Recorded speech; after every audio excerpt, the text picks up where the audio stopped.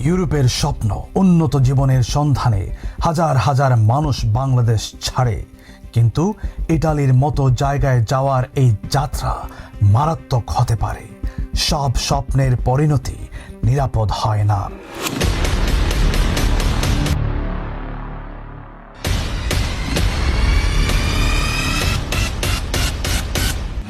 প্রতি বছর হাজার হাজার বাংলাদেশি ইটালিতে যাওয়ার স্বপ্ন নিয়ে নিজেদের বাড়ি ছেড়ে যায়, কিন্তু তাদের বেশিরভাগই সেখানে পৌঁছাতে পারে না।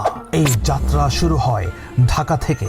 দালালদের হাতে তুলে দেয়া হয় 10 থেকে 15 লক্ষ বাংলাদেশি টাকা।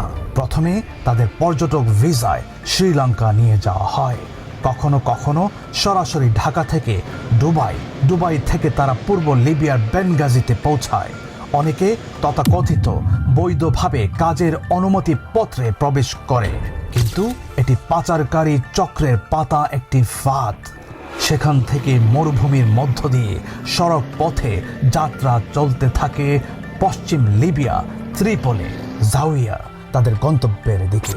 আর এখান থেকেই শুরু হয় নরক, আটক শিবির, মারধর, নির্যাতন, দেশে থাকা অসহায় পরিবারের কাছে মুক্তিপণের দাবি। অনেককে মাসের পর মাস আটকে রাখা হয়।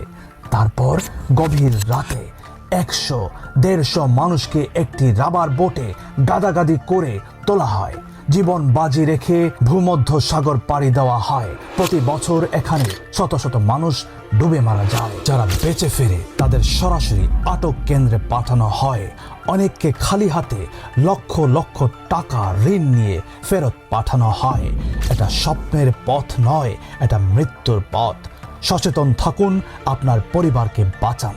এটি শেয়ার করুন।